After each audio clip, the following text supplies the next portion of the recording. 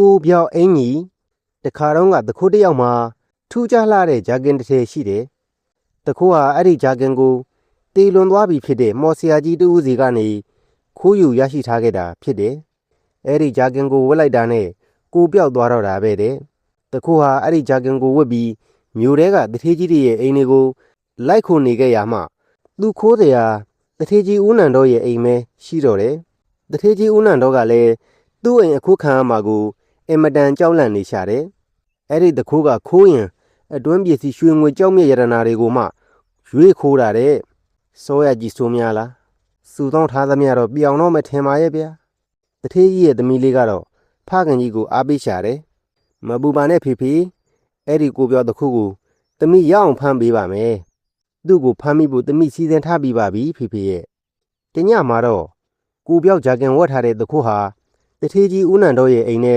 ဝင်ခိုးတော့တယ်။သူဟာတထေးကြီးရဲ့အတွင်းပစ္စည်းတွေကိုစိတ်ကြက်ယူငင်ပြီးတဲ့နောက်ဒီတစ်ခါခိုးပြီးရင်နွဲ့တကူလုံးစိန်စီပြစ်မယ်ဟဲ့ဟိုနေရာမပါတထေးကြီးရဲ့အိတ်ခမ်းထဲကနေပြန်ထွက်ဖို့ပြင်လိုက်စဉ်တထေးကြီးရဲ့မိကန်တက်တနာကဘီယိုပူလေးပေါ်တင်ထားတဲ့ယိုဘူးကိုတွေ့သွားတော့တယ်။ယိုကိုအရန်ကြိုက်တဲ့တခိုးဟာယိုဘူးကိုတွေ့ရင်ပဲ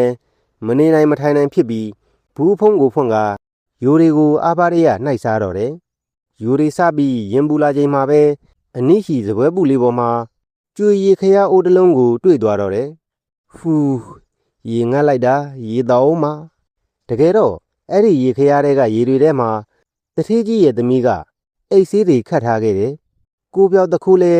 ရေတဝက်တောက်ပြီးတာနဲ့ငိုင်မီလာက